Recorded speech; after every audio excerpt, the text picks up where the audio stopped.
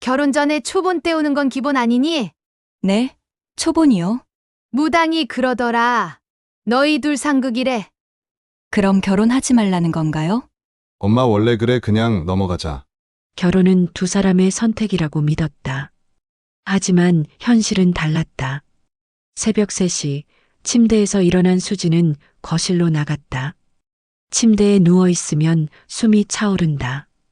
마치 누군가 자신의 가슴 위에 무거운 돌을 올려놓은 것처럼 남편 박준호는 여전히 깊은 숨을 쉬며 자고 있을 것이다. 그는 항상 편하게 자고 항상 편하게 깼다. 이 감정의 시작점이 어디인지 기억하려고 노력해 본다. 분명 행복했던 순간들이 있었다. 그 모든 순간들 사이에 언제부터 가시가 돋기 시작했을까? 서울의 중견 광고회사 마케팅 팀장으로 일하던 이수진. 자수성가한 아버지와 교사였던 어머니 사이에서 자라며 독립적이고 원칙 있는 성격으로 자라난 그녀는 해외 출장도 많고 경력도 쌓아가던 중 우연히 박준호를 만났다. 외모도 좋고 말도 잘해서 처음 만났을 때 수진의 마음을 단숨에 사로잡은 그 건축 설계사로 일하는 준호는 명문대 출신의 가정환경도 좋은 청년이었다. 그런데 결혼으로 모든 것이 바뀔 줄은 수진도 아무도 예측하지 못했다. 준호를 만난 지 정확히 1년 2개월쯤 되었을 때 수진은 처음으로 그의 가족을 만났다. 당시 그들은 결혼을 진지하게 고민하는 단계였다. 상당히 진지했다. 준호는 수진의 부모님을 먼저 만나고 싶다고 했고 그 후 둘이 그의 강남의 넓은 집으로 초대받았다. 그 집은 생각했던 것보다 훨씬 크고 화려했다. 전통과 현대성이 적절히 어우러진 인테리어, 한눈에 들어오는 예술 작품들, 그리고 금방이라도 계절꽃으로 장식할 수 있을 듯한 광활한 현관. 이것은 단지 주거 공간이 아니라 하나의 스테이트먼트였다. 이 집에 산다는 것 자체가 신분을 증명하는 것 같았다. 저녁 식사는 시어머니 박미영이 직접 준비했다. 나중에 수진이 알게 되겠지만 미영은 손님을 대할 때마다 항상 자신이 요리를 했다는 것을 강조하고 싶어 했다. 나는 이 정도 되는 사람이다라는 것을 보여주고 싶었던 것 같다. 식탁에 올려진 요리들은 정말 맛있었다.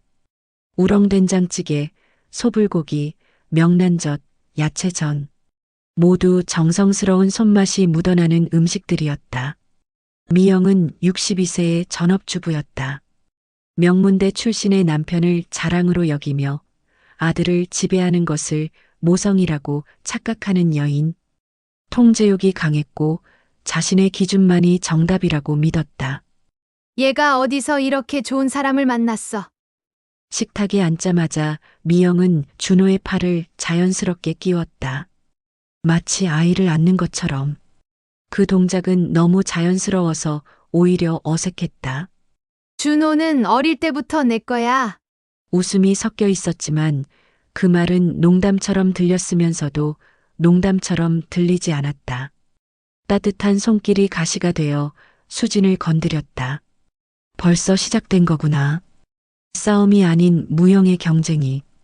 수진은 조심스러운 웃음으로 답했다. 준호 씨가 정말 잘 자라셨네요. 그야 당연하지. 어릴 때부터 교육을 제대로 받았으니까. 미영의 눈은 수진을 향했다. 아, 수진이 그 교육을 제대로 감지하지 못할 수도 있는 인물이라고 생각하는 건가. 배경을 재단하는 식의 시선 같았다. 여동생 박혜주는 수진의 옆에 앉았다. 30세의 유명 백화점 명품부 과장. 나이는 수진보다 2살 어렸지만 그 태도는 상당히 상급자 같았다. 농담이라는 명목으로 모욕적인 말을 하곤 했다. 생각보다 평범하시네요. 그 말이 무엇을 의미하는지는 분명했다. 자신의 오빠 수준에 맞지 않는다는 뜻. 텔레비전에서 보는 여배우 같은 외모를 기대했을까? 아니면 단순히 수진이 자신들의 세계에 속하지 않는다는 걸 확인하고 싶었을까? 수지는 준호의 손을 가볍게 잡으며 말했다. 저도 처음에 준호 오빠를 만났을 때는 정말 깜짝 놀랐어요. 이렇게 잘난 남자가 자기 몫을 하고 있다니. 그것은 방어이면서 동시에 선제 공격이었다. 자신이 그를 충분히 알고 있고 가치 있게 여기고 있다는 것을 보여주고 싶었던 것이다.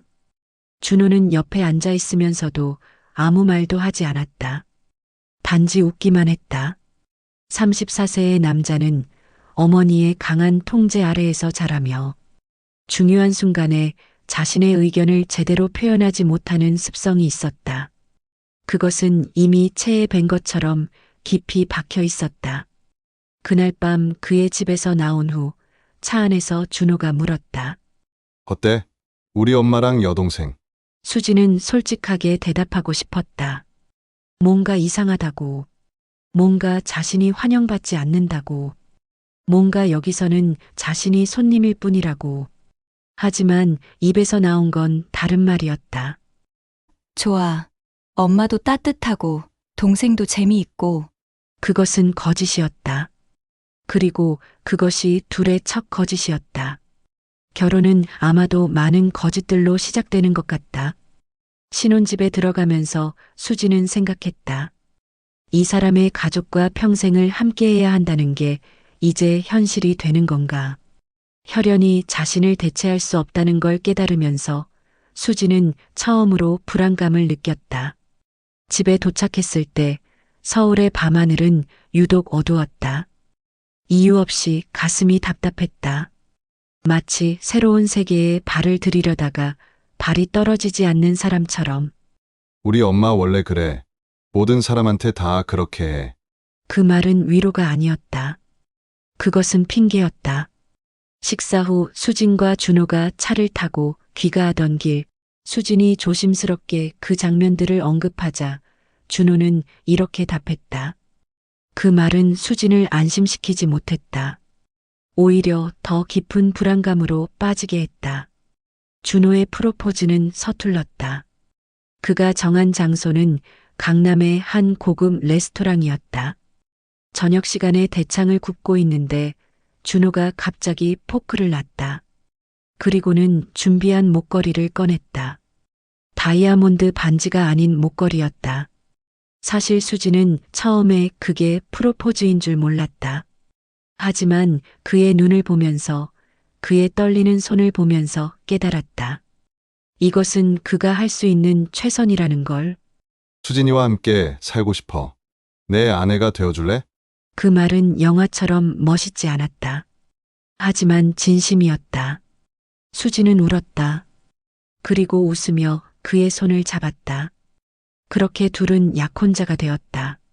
수지는 이제 정말로 가족이 될 수 있을 거라고 생각했다. 결혼을 통해 자신도 비로소 그들의 일부가 될 수 있을 거라고.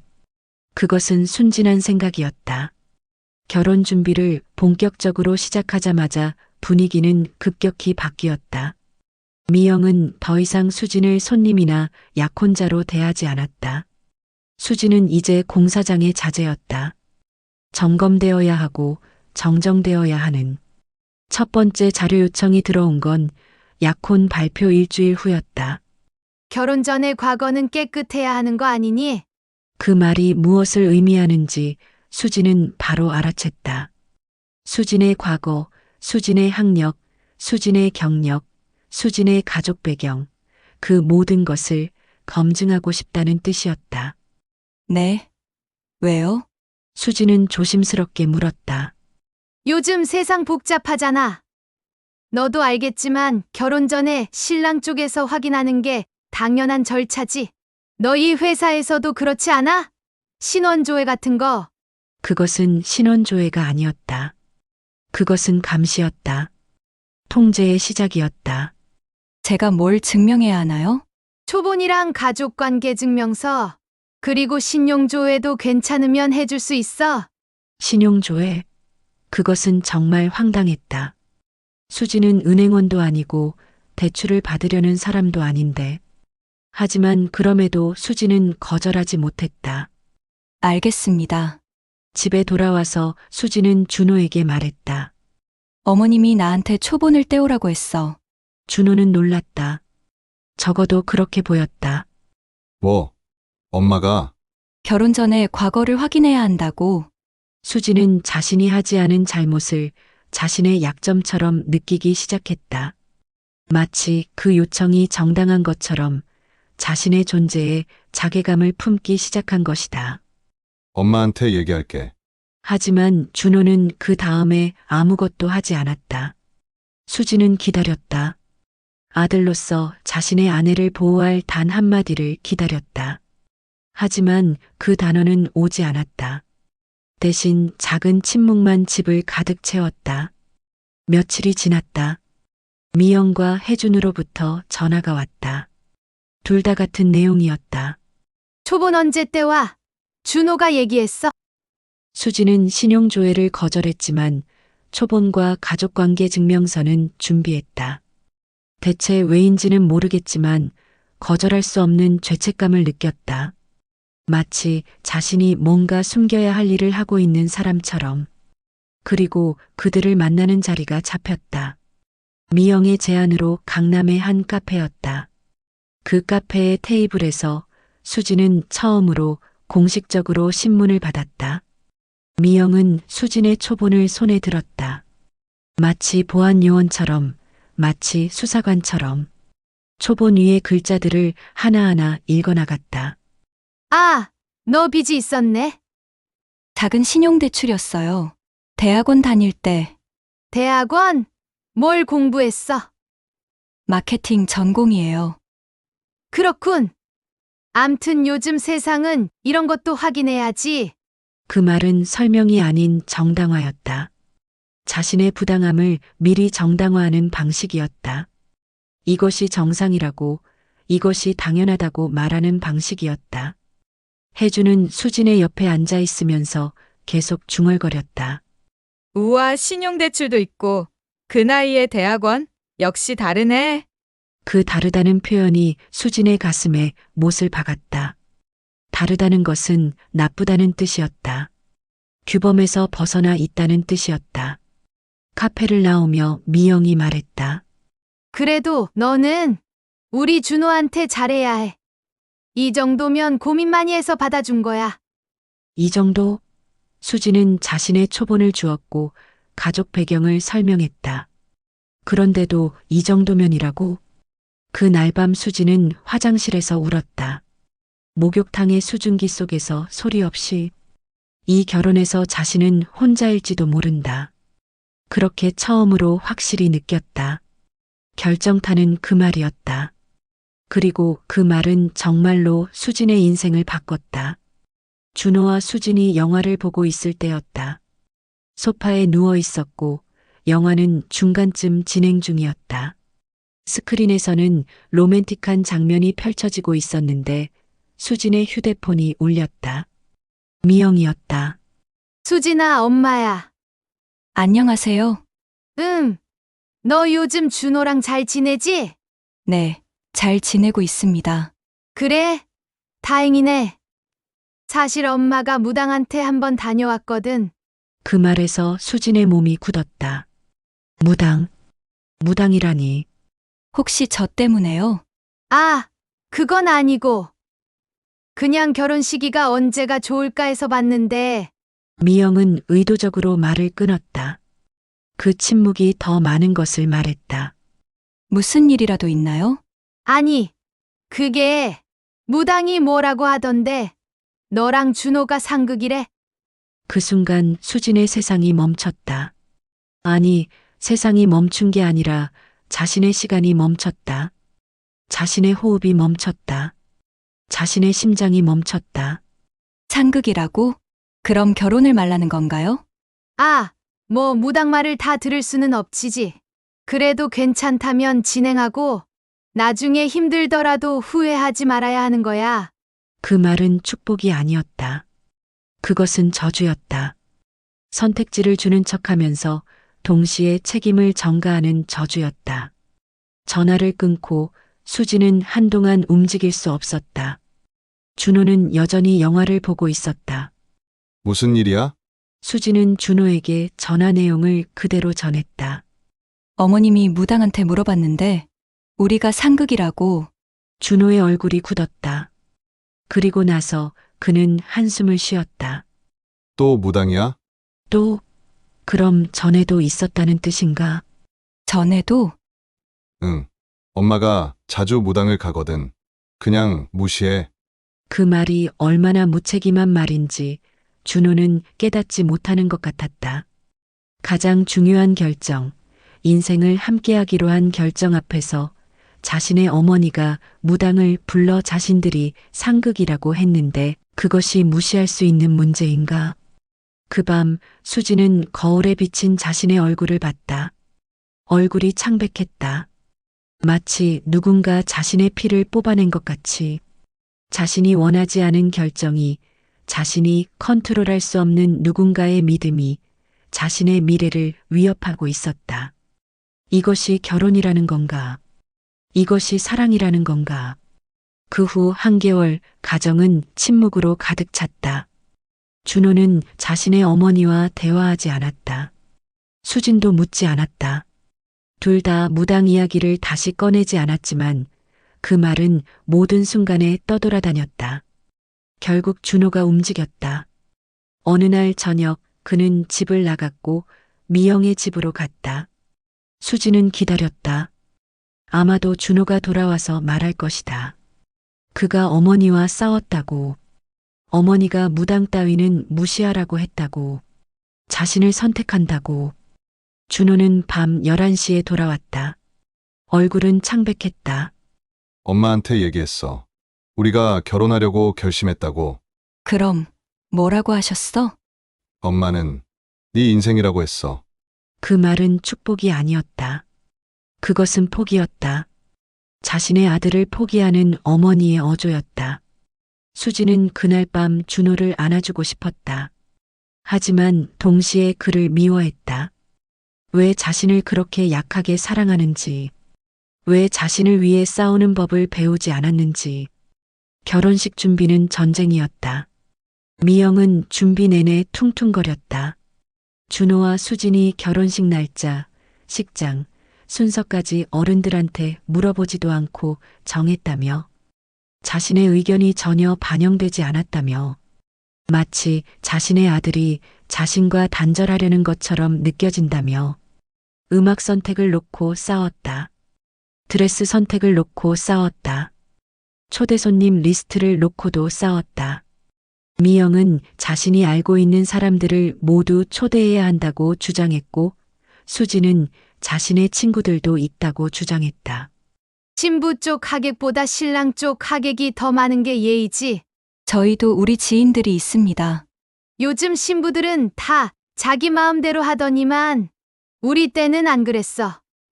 결혼식 당일 수지는 행복한 신부가 아니었다. 그저 눈치 보는 사람이 되어 있었다.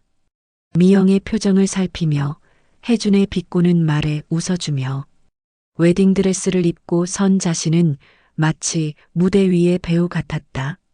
진정한 주인공이 아니라 누군가의 시선을 받기 위해 존재하는 인물.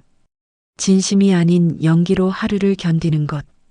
결혼 후에도 그들의 말은 멈추지 않았다. 미영은 명절이 될 때마다 수진을 집으로 부르고는 음식을 평가했다. 요즘 애들은 기본이 없어. 우리 때는 시댁에 들어가면 새벽 5시에 일어나서 밥을 지었어. 너는 요리를 배워본 적도 없나 봐. 이 정도면 남편이 외로울 텐데. 수지는 미영의 옆에 앉아 요리를 배웠다. 어떻게 소를 담는지, 어떻게 국을 끓여야 깊은 맛이 나오는지. 그 과정에서 자신의 경력, 자신의 능력, 자신의 정체성은 점차 흐릿해졌다. 혜주는 농담인 척 수진을 깎아내렸다. 오빠, 넌 왜 이렇게 다운그레이드 됐어? 정말 신기해. 우리 엄마는 이 정도 일을 눈 깜짝할 사이에 끝내는데? 마케팅이 뭐 하는 거야? 우리 회사에서는 그런 직원들 다 퇴출시키던데. 그리고 매번 혜준이 그런 말을 할 때마다 미영은 웃기만 했다. 혜준을 제지하지 않았다. 오히려 무언의 동의를 보냈다. 준호는 여전히 넘어가자는 말만 했다. 그것이 그의 고정된 대사가 되어버렸다. 그 넘어가자라는 말 뒤에는 더 이상의 대화가 없었다. 다만 침묵만 있었다. 준호는 침묵을 통해 수진에게 말하고 있었다. 내가 너를 지켜주지 못한다는 것을, 내가 너보다 우리 가족을 더 사랑한다는 것을. 수진의 회사 일은 점차 뒷전으로 밀려났다. 야근이 있으면 미영으로부터 전화가 왔다. 준호가 혼자인데 뭐 하는 거야? 일이 있어서요. 일도 일이지만 신호는 한 번뿐인데 나중에 후회하지 마. 팀장으로서의 책임감과 아내로서의 책임감 사이에서 수진은 자신을 잃어갔다. 신혼집으로 이사한 지 2주일 정도가 지났을 때였다. 수진이 집에서 낯선 종이를 발견했다. 빨간색의 부적이었다. 실령을 그린 종이. 미영이 몰래 다녀가며 붙여놓은 것이었다. 준호에게 물었을 때 그의 답은 이미 예상 가능했다. 엄마가 다녀간 것 같네. 왜? 왜 이런 걸 붙여놓는 거야? 우리가 너무 안 맞는다는 무당말만 믿고 그런 걸 거야. 너무 안 맞는다는 게 무슨 뜻인지 수진은 알았다. 그것은 무당이 말한 상극이 실제가 되기를 바라는 어머니의 행동이었다. 자신의 이혼을 바라는 저주가 아닐까? 그 부적을 떼어내는 과정에서 수진은 생각했다. 이 집은 우리 부부의 공간이 아니었다. 이미 침입자가 있었다. 미영의 손길이, 미영의 기대가, 미영의 저주가. 그 밤 수진은 준호에게 물었다. 우리 왜 결혼했어? 준호는 대답하지 않았다. 오직 침묵만이 방에 가득 찼다. 그 후로 주말마다 전화가 왔다. 이번 주엔 주방 좀 배워야지. 시어머니 손에서 배운 갈비 레시피 알아? 와서 나한테 제대로 배워. 쉬는 날은 없었다. 신호는 없었다. 토요일 오후 3시면 신혼집의 현관 앞에 미영의 차가 서 있었다. 수지는 마치 며느리라는 이름으로 훈련을 받는 사람 같았다. 손 좀 봐봐. 아직도 거칠지 않네? 주방 일을 하나도 안 하나 보다. 얼굴에 새로 주름이 있네. 스트레스 받고 있나 봐. 좀 더 순종적으로 지내. 얼굴색이 안 좋네. 우리 준호 때문에 스트레스 받아? 마지막 질문은 함정이었다. 그렇다고 대답하면 자신의 결혼이 실패했다는 뜻이 되고 아니라고 하면 거짓말을 하는 것이다. 준호는 옆에 있었지만 언제나 침묵했다. 때로는 신문을 읽고 있었고 때로는 휴대폰을 만지작거리고 있었다. 아내가 자신의 어머니로부터 받는 모욕을 보면서도 그는 침묵했다. 수진이 처음 회사를 그만두고 싶다는 생각을 했던 건 이 무렵이었다. 이왕이면 그들의 기대대로 살아가자. 전업주부가 되어 미영의 기준에 맞춰 살아가자. 그렇게 되면 적어도 싸울 이유가 없어지지 않을까? 하지만 그런 생각이 드는 순간 수지는 자신을 미워했다. 자신이 포기하는 것 같았기 때문이다. 자신의 꿈을, 자신의 경력을, 자신의 정체성을. 결혼한 지 1년 6개월이 된 어느 날이었다. 수지는 거실에서 혼자 앉아 있었다. 남편은 출장으로 나가 있었고 시어머니는 금요일이므로 아직 오지 않았다. 드물게 얻게 된 혼자만의 시간이었다. 그 순간 한 가지 생각이 들었다. 이 결혼은 사람 한 명이랑 한 게 아니었구나. 자신은 남편과 결혼했지만 그의 가족과 함께 평생을 살아야 했다. 그리고 그 안에서 자신은 계속 작아지고 있었다. 자신의 의견은 무시되었고 자신의 의욕은 꺾였고 자신의 존재는 점차 희미해졌다. 그날부터 수지는 이혼이라는 단어를 조심스럽게 떠올리기 시작했다. 처음에는 단순한 생각이었다. 만약이라는 가정. 하지만 시간이 지날수록 그것은 현실적인 계획이 되어갔다. 어떻게 준호에게 말할 것인가? 어떻게 법을 밟을 것인가? 자신의 인생을 다시 시작할 방법은 무엇일 것인가? 수지는 은행 계좌를 따로 만들었다. 자신의 급여의 일부를 소리 없이 모아갔다. 자신을 다시 되찾기 위한, 자신을 지키기 위한 자금. 친구들에게는 말하지 않았다. 부모님에게도 말하지 않았다. 단지 자신만이 알고 있었다. 자신이 이 상황을 떠날 준비를 하고 있다는 것을. 어느 날 준호가 물었다. 요즘 당신 왜 자꾸 피곤해 보여? 수지는 웃었다. 그냥 일이 많아서 그런 것 같아. 그것은 거짓이었다. 피로감은 일 때문이 아니었다. 자신의 영혼이 서서히 죽어가는 것 때문이었다. 매일매일 조금씩, 마치 천천히 빨려나가는 모래주머니처럼. 밤하늘을 보며 수지는 생각했다. 도망이 아니라 살기 위해서라면 이 결혼을 떠나는 것도 정당한 선택이 아닐까? 어느 날 수지는 준호를 정면으로 마주봤다. 그날 준호는 출장에서 돌아왔다. 여느 때처럼 피곤한 표정으로 거실에 넘어져 앉으려던 순간 수진이 거실 중앙에 서 있었다. 우리 이혼하자. 준호의 얼굴이 창백해졌다. 마치 누군가 자신의 배를 맞은 것 같은 표정이었다. 뭐라고? 이혼. 우리 이혼하자고. 수진의 목소리는 차갑지도 화나지도 않았다. 그것은 단순한 사실 진술이었다. 마치 내일 날씨 예보를 말하는 것처럼 담담했다. 왜 갑자기? 수진아, 그게 무슨 말이야? 내가 뭘 못해줬어? 준호는 절망적으로 물었다. 하지만 이미 늦어 있었다. 수진이 결정을 내렸을 때는 모든 것이 끝났을 때였다. 그는 겨우 지금 물음을 던지고 있었다. 뭘 못해줬냐고? 너는 아무것도 안 했어. 아무것도. 수진의 목소리가 커졌다. 2년 3개월간 억눌렀던 모든 말이 폭발했다. 너는 언제 한 번이라도 나를 지켜줬어? 너는 언제 한 번이라도 나를 위해 싸웠어? 준호는 아무 말도 할 수 없었다. 이미 그의 침묵이 모든 걸 말해주고 있었다. 어머님이 부적을 붙여도 내 초본을 때우라고 해도 나를 평가해도 너는 무조건 넘어가자만 했어. 그게 뭐가 사랑이야? 이제 난 나 자신을 지킬 거야. 혼자가 되더라도 너희 가족과 함께가 되는 것보다는. 준호는 그 밤을 눈물로 새웠다. 그리고 그 후로 3일 동안 준호는 수진에게 무릎을 꿇었다. 수진아, 나 좀 봐. 내가 잘못했어. 정말 잘못했어. 다시 한 번 기회 줄래? 엄마한테 얘기할게. 더 이상 안 그러라고. 수진은 침묵했다. 그 침묵이 가장 강력한 답이었다. 제발, 내가 뭘 어떻게 해야 돼? 넌 뭘 원해? 뭐든 해줄게.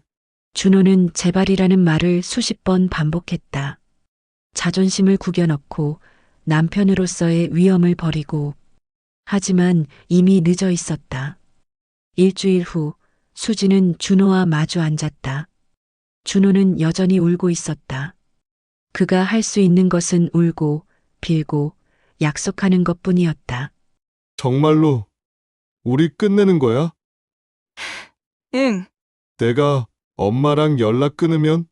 엄마 말 안 들으면? 수지는 웃음을 터뜨렸다. 그것은 슬픈 웃음이었다. 왜 이제야 이런 말을 하는지, 왜 2년 3개월이 걸렸는지. 지금 와서? 이제 와서? 미안해. 진짜. 미안해. 내가 잘못했어. 수지는 준호의 손을 잡았다. 마지막으로. 그리고 말했다. 너는 나쁜 사람이 아니야. 그냥 약한 사람일 뿐이야. 그리고 약한 사람이 내 인생을 주도할 권리는 없어. 그 순간 준호의 눈에서 눈물이 흘렀다. 그것이 깨달음의 눈물이었을까? 아니면 자신의 약함을 인정하는 눈물이었을까? 변호사를 선임했다. 수지는 이혼 서류를 작성했고 준호도 서명했다. 그는 더 이상 싸우지 않았다. 자신이 이 결혼을 지킬 능력이 없다는 것을 아는 순간 그는 항복했다. 재산 분할도 간단했다. 수지는 자신이 모아온 통장만을 챙겼다. 자신이 벌어서 자신이 모은 돈. 그것으로 충분했다. 이혼이 확정되는 날 수지는 담담했다. 그것은 마치 무거운 짐을 내려놓는 것 같은 느낌이었다. 그리고 그날부터 수지는 미영의 번호를 차단했다. 준호가 보내온 문자들도 읽지 않았다. 처음에는 여러 개가 들어왔다. 수진아, 진짜 미안해. 한 번만 만나자. 엄마가 다시는 말 안 한다고. 제발 우리한테 한 번의 기회를 줘. 하지만 수지는 보지 않았다. 이미 그들은 너무 많은 기회를 줬다. 그리고 그들은 그 기회를 모두 낭비했다. 3개월 후 준호는 더 이상 연락을 하지 않았다. 그것이 마지막 인사였다. 수지는 새로운 집으로 이사했다. 자신의 이름으로 된 집, 자신의 돈으로 계약한 집. 회사에서의 그녀는 변했다. 더 이상 눈치를 보지 않았다. 야근이 필요하면 야근을 했고 출장이 필요하면 출장을 떠났다. 자신의 경력이 가장 중요하다는 것을 깨달았으니까. 친구들은 물었다. 정말 이혼했어. 그래도 괜찮아? 수지는 웃으며 대답했다. 오히려 더 잘 돼. 이제 나는 누군가의 아내가 아니라 나 자신이 됐거든. 밤하늘을 보며 수지는 생각했다. 결혼은 누구나 하는 것이고 이혼도 누구나 할 수 있다는 것. 그리고 가장 중요한 것, 자신의 인생에서 가장 주인공은 자신이어야 한다는 것. 그 무리한 결혼에서 벗어난 지 1년이 되는 날, 수진의 휴대폰에는 더 이상 그 가족의 번호가 저장되어 있지 않았다. 미영, 혜준, 그리고 박준호. 그들은 이제 수진의 인생의 일부가 아니었다. 오직 수진만이 수진의 주인공이 되었다. 밤하늘은 이제 더 이상 어둡지 않았다. 그것은 희망의 어둠이었다. 무한한 가능성으로 가득 찬